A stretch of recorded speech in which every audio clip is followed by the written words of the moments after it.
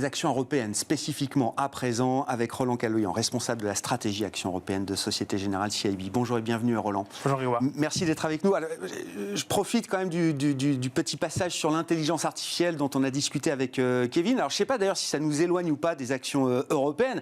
En tout cas, l'IA, ça se passe pour l'instant aux États-Unis et même spécifiquement sur une valeur qui s'appelle Nvidia, qui nous démontre en tout cas que pour une entreprise comme elle, l'intelligence artificielle générative, le GPT, c'est déjà du sérieux, c'est déjà du chiffre d'affaires et des ventes qui vont exploser au deuxième trimestre. Ce thème de l'IA, comment vous le regardez avec la perspective européenne, action européenne? Est-ce que c'est un thème dont on est totalement privé ?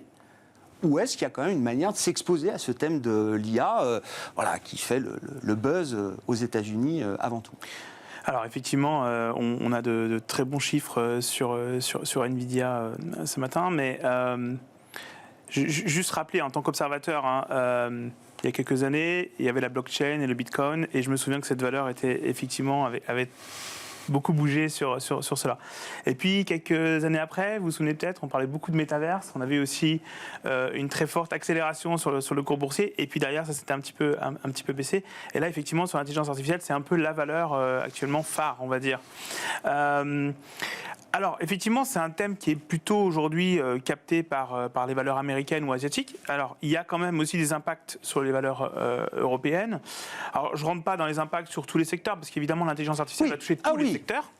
Mais si, évidemment, on se concentre plutôt sur le segment technologique, les semi-conducteurs en Europe, et en particulier à ASML, pour pas la citer, parce qu'elle est vraiment sur une niche spécifique. On voit d'ailleurs le titre réagir positivement aujourd'hui.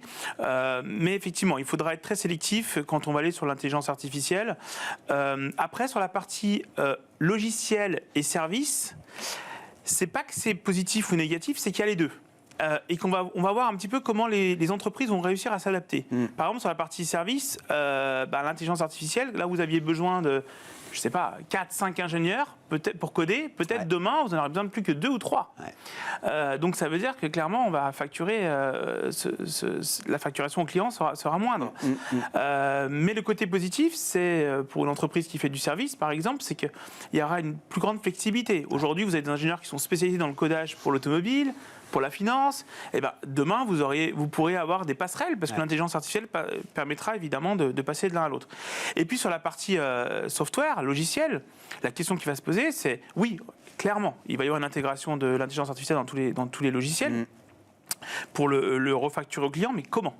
Est-ce que ça sera dans une licence globale ? Donc après le client peut vous dire moi je suis pas intéressé. Pourquoi vous ? Est-ce qu'on va pouvoir augmenter les prix ?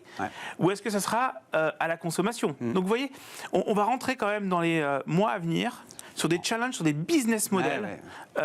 Certaines vont être gagnantes, certaines vont être perdantes.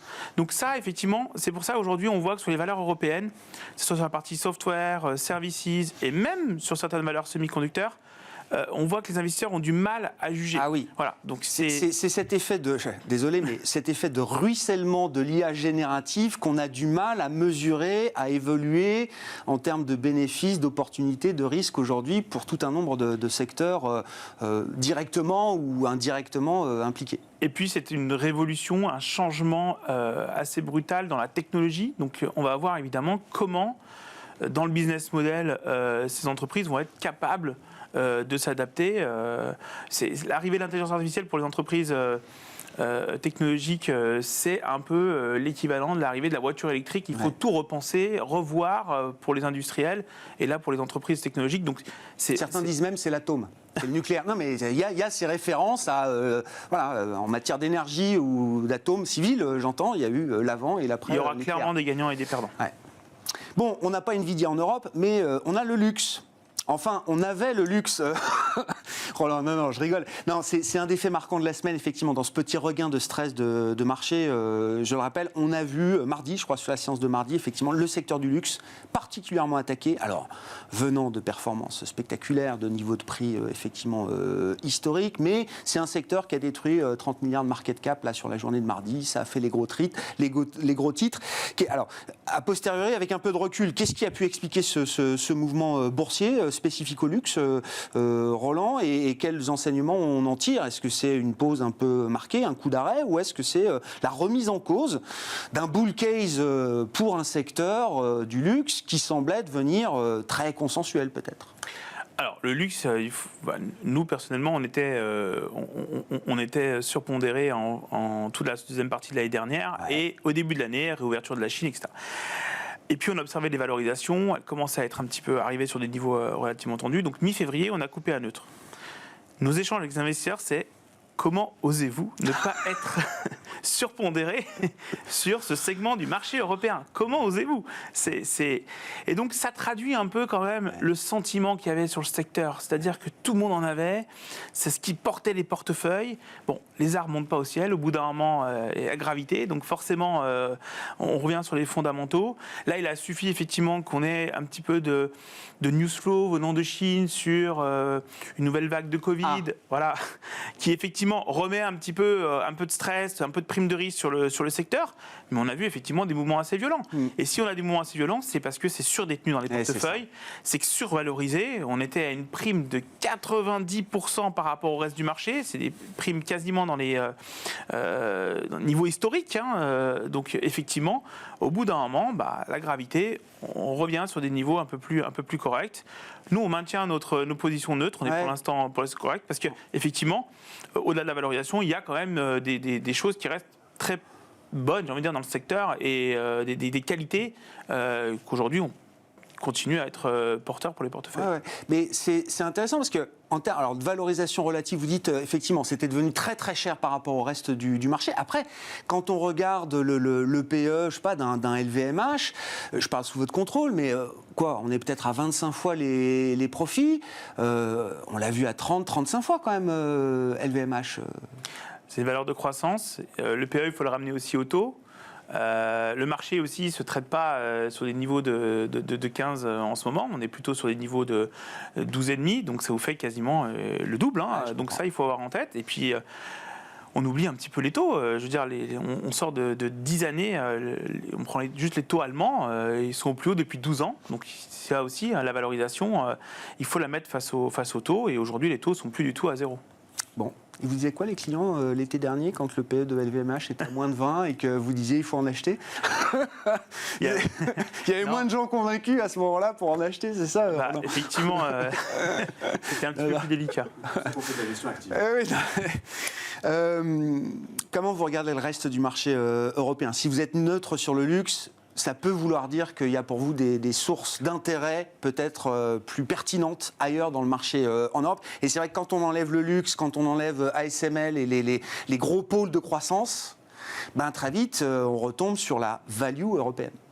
Oui, et alors ce qui est très intéressant sur la value européenne, c'est globalement 3 secteurs. C'est l'automobile, les financières et les pétrolières.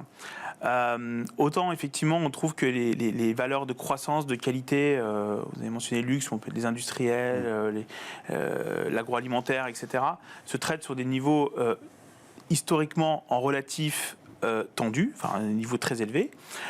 Autant ces valeurs value, elles se traitent dans le bas en termes des décotes historiques, mais même quand on regarde leur propre historique, parce que évidemment ces valeurs value elles vont jamais traiter avec des PE et des multiples de 15, 20, 25, mais ce qui est intéressant c'est qu'on est globalement à 6 sur ces valeurs là, et 6 même dans leur propre historique, c'est des niveaux qu'on voit que pendant des récessions ou des crises. Donc ça montre que le marché est vraiment très très très pessimiste sur ces valeurs-là, elles ne sont pas du tout dans les portefeuilles. Donc clairement, en plus de ne pas être surpondéré sur le luxe, les discussions sont quelquefois assez sportives sur pourquoi reprendre ce secteur-là. Mais c'est là où il y a de la valeur aujourd'hui. C'est sur ces valeurs-là et sur des valeurs où les résultats ont été très bons. Elles ont de très bons rendements. Et elles sont complètement aujourd'hui sous-détenues par les gérants de portefeuille. Psychologiquement, pour un investisseur, c'est compliqué d'investir ce secteur value, qu'on assimile beaucoup au cycle, effectivement, alors qu'on n'a pas encore le détail de la destination, justement, pour reprendre un peu le langage du voyage. J'entends l'argument cyclique sur ces secteurs-là, mais Le luxe, c'est cyclique. Ouais. Les industriels, c'est cyclique. Ouais. La chimie, c'est cyclique. Mais pourtant, ces secteurs-là se traitent sur des multiples relatifs historiques par rapport au marché. Donc, effectivement, là, il y a une vraie question à se poser en disant pourquoi je joue la récession sur certains secteurs et pas sur d'autres. Ouais. Et effectivement, énergie, automobile, financière. Je note que c'est intéressant. Alors, l'énergie, effectivement, est très en retard cette année, après la période bénie que le secteur a pu connaître. Mais je regardais les financières, banques, assurances ou autres, ça fait partie encore des secteurs qui sont bons depuis le début de l'année, malgré tout ce qu'on a traversé quand même, Roland Serre. Alors je ne sais pas si c'est sans doute sous-détenu, effectivement, mais en termes de performance, normalement, c'est des secteurs qui tiennent bien aujourd'hui. Oui, depuis le début de l'année, c'est des secteurs qui... l'automobile est plutôt même en surperformance par rapport au marché. Les financières, malgré tous la crise qu'on a eue, en fait, il y a eu tellement un bon démarrage de l'année avant qu'on ait la crise régionale américaine. Un stock de performance. Voilà, et donc le sentiment... mais c'est vrai. Mais même depuis, ça revient. Oui, ça revient, effectivement. Et effectivement, l'énergie a un peu plus de mal, mais c'est aussi parce que le pétrole est à des niveaux très très bas. Et on a vu là, l'OPEC, il y a 2 jours aussi, le ministre de l'énergie commençait à réagir. Mais attention à ceux qui sont short sur le secteur. Mais clairement, il y a... un peu comme pour la température, j'ai envie de dire, sur ces secteurs-là, et c'est assez étrange parce qu'il y a la perception et la réalité. Mais oui, effectivement, la perception est pas si mauvaise si on regarde depuis le début d'année. Et même sur un an, c'est des secteurs qui ont surperformé le marché. Ouais. Merci beaucoup Roland, merci pour votre éclairage toujours précieux sur cet univers d'investissement que sont les actions européennes spécifiquement. Roland Caloyan, responsable de la stratégie Action européenne de Société Générale CIB, qui était avec nous dans cette demi-heure d'émission de Smart Bourse à la mi-journée. On se retrouve ce soir à 17h en direct sur Bismart.